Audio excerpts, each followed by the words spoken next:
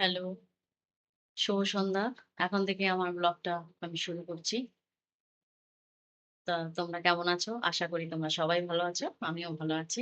তো এখন সারাদিন আমি ব্লগ করিনি।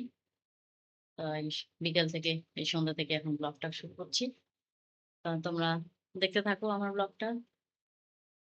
তো এখন যাচ্ছি প্রার্থনায়। ভালো লাগলে কমেন্ট করো। ঠিক আছে? তো চলো। আমি এখন প্রার্থনায় যাবো। তা ওখানেও তোমাদেরকে দেখাবো। ঠিক আছে? ওকে, চলো। আর আমি প্রার্থনায় এসেছি, যথাসামর্থ্য প্রার্থনা সে হচ্ছে। খরচও তো চলো করেছিল। তোমাদেরকে দেখাই। কিন্তু ঠিক আছে? তবুও তার লোকদের কাছ থেকে সে যিশুর কথা শুনতে পেয়েছিল। তাই ভিড়ের মধ্যে বাইরেই দিয়ে হচ্ছে, খুব পেছনে গরম এসে তার পোশাককে স্পর্শ ভেতরে। করলো। তাই জন্য বাইরে করছি তখন মনে মনে প্রার্থনা। এই বলছিল, মাসির বাড়ি। ওর যার পোশাককে বাড়িতে আমি স্পর্শ করতে আসি, পারলে আমি একসঙ্গে ভালো যাই হয়ে প্রার্থনা, উঠবো। সেই জন্য আর সত্যি তার সঙ্গে সঙ্গে সঙ্গে তার এই রক্তস্রাব বাড়ি। বন্ধ হয়ে গেল এবং সে নিজের শরীরের মধ্যে অনুভব করলো তার রোগ এখন সেরে গেছে।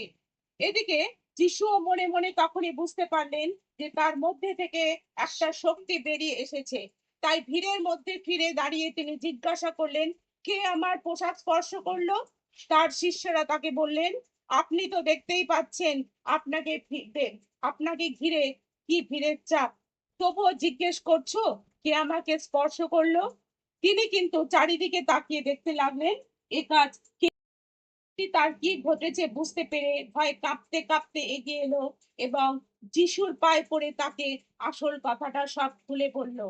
যিশু তাকে বললেন, মা, তোমার বিশ্বাসই তোমাকে ভালো করে তুলেছে, এবারে যাও, শান্তিতে থাকো, তোমার এই রোগ থেকে তুমি মুক্ত হয়ে যাও। যিশু তখনও কথা বলছেন, এমন সময় সমাজগৃহে সেই অধ্যক্ষের বাড়ি থেকে কয়েকজন লোক এসে অধ্যক্ষকে বলল, আপনার মেয়েটি আর বেঁচে নেই, গুরুকে আর কেন কষ্ট দিচ্ছ?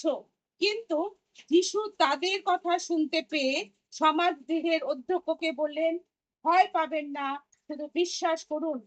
তিনি পিতর, জাকব ও জাকবের ভাই যোহনকে ছাড়া আর কাউকে তার সঙ্গে আসতে দিলেন না। যারা সমাজগৃহের অধ্যক্ষের বাড়িতে এসে পৌঁছলেন, তখন তিনি দেখলেন সেখানে তুমুল কোলাহল, লোকেরা চিৎকার করে কাঁদছে, বিলাপ করছে। ভেতরে গিয়ে তিনি তাদের বললেন, কেন এত হইচই, কেন এত কান্নাকাটি?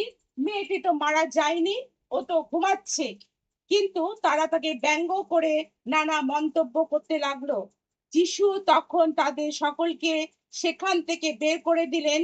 তারপর তিনি তার মা বাবা এবং তার তিন সঙ্গীকে নিয়ে মেয়েটি যেখানে শুয়েছিল সেই ঘরে ঢুকলেন। তারপর মেয়েটির একটি হাত ধরে তিনি উঠে বললেন, খালি তালিথা কুম, অর্থাৎ খুকু, আমি তোমাকে বলছি, তুমি এবারে উঠে পড়ো।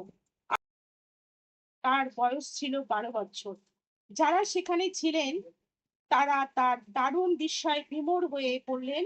যিশু তাদের কড়া আদেশ দিলেন যে কাউকে যেন এই কথা জানানো না হয়।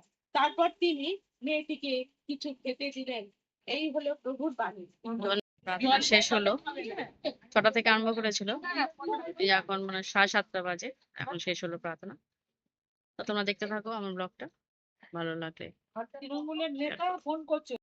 প্রার্থনা থেকে অনেকক্ষণ এসেছি। তো এখন খাওয়া-দাওয়া করলাম। খাওয়া-দাওয়া করে এই যে এখন তোমাদের সঙ্গে একটু বসে একটু 2টো 3টে কথা বলার জন্য। যাই হোক, আজকে আমার এই ব্লগটা দেখে তোমাদের কেমন লাগলো? কেমন ভালো লাগলো না খারাপ লাগলো বলো কমেন্টের মাধ্যমে। আর আমাকে এগিয়ে নিয়ে যেতে তোমরা সাহায্য করো। আর, আর কি বলবো বলো? তোমরা আমাকে হেল্প না করলে তো আমি এগোতে পারবো না। তা তোমরা আমাকে ভালোবাসা দিও। ঠিক আছে? আর ভুল যদি হয়ে থাকে কথাতে বা কোনো কিছুতে যদি দেখি যদি আমার ভুল হয়ে থাকে তাহলে তোমরাও আমাকে কমেন্টে একটু বলো। হ্যাঁ? তো চলো, আমি এখন রাখবো। রাত হয়ে গেছে অনেক। খাওয়া-দাওয়া তো হয়ে গেছে। তো চলো, tata. Okay, bye. Good night এবং সুইট ড্রিম।